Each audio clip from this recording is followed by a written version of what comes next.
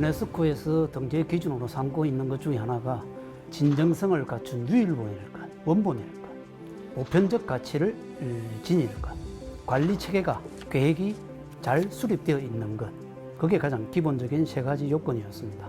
그래서 거기에 맞춰서 한국과 일본에 현재 소장되어 있는 조선통신사 관련 기록물을 전부 수집하기 시작했습니다.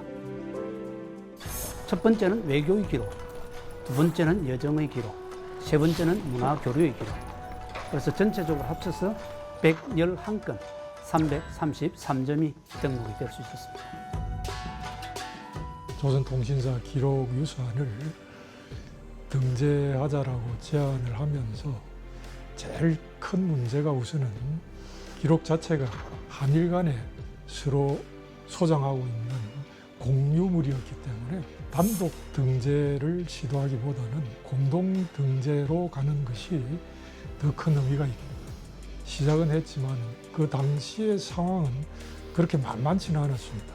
왜냐하면 일본 측은 조선통신사 연지연락협의회라고 하는 지역 조직을 갖고 있었지만, 한국인 경우에는 부산문화재단이 단독으로 이 일을 추진할 수밖에 없었고, 행정력이라든지 사무적인 어떤 이런 업무에 있어서 상당히 어려움이 많았습니다.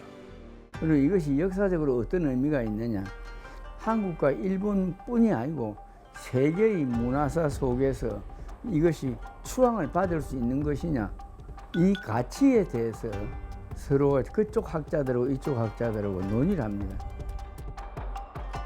한참 일을 시작할 때는 한 달에 한 번씩 감정의 차별이 없도록 하기 위해서 부산에서 한 번, 일본 후쿠오카에서 한 번, 한국에 오면 한국 사람들이 한국 거 주장하고, 일본을 가면 일본 거 주장하지 않도록 하기 위해서 그래 세심하게 신경을 썼었죠. 총장님 말씀에 이제 조금 부언을 드리자면, 아까 용어 같은 경우가 이제 첫 번째가 인베이전이라고 하는데, 그 침략이라고 하는 거. 일본 측 첫 그 단어는 뭐냐면 출병이었습니다. 출병은 그야말로 군대를 파견하다는 뜻입니다. 이건 어떻게 보면 선의적으로 파견할 수도 있는 부분이 되어버리니까 상당히 큰 문제죠. 저희들은 받아들일 수가 없습니다. 그래서 저희들은 출병은 절대 안 된다. 침략으로 해야 된다.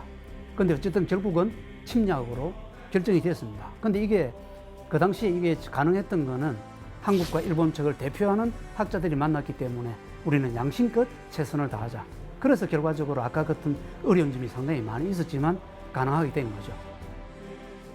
저는 그 당시에 유네스코 관계자들의 반응에서 우리는 된다라고 생각을 했습니다. 확신을 가졌습니다. 이유가 뭐냐면 한국과 일본은 서로 못 잡아먹어가지고 하는 것처럼, 그런데 이거는 그게 아니고 서로 공동으로 같이 등재하자고 왔으니까, 한편으로 제가 봤을 때는 그분들이 아주 홀가분해하는 느낌을 그때 받아들였습니다. 새벽 2시 그 몇 분쯤에 연락이 와서, 아, 이제 지금 발표가 나서 그냥 확실하게 됐다고. 그 전화를 받고 집에서 와 하고 큰 소리를 치니까 우리 집 사람이 잠자다 당신 와 그래요. 그랬습니다. 그렇게 모두가 다 한너거리가 돼서 했던 것 같아요. 한일 간의 관계에서 이런 그 소중한 문화적인 교류가 싸우지 않고 있었다는 거, 이거는 세계사적으로 참 의미가 있는 거니까 잘 가꿔야 되는 겁니다. 그동안 여기 관계한 모든 분들이 참 고생이 많았다. 그래서 이걸 앞으로 잘 시민들에게, 국민들에게 또 세계적인 유산으로 잘 갖고 가야 되겠다.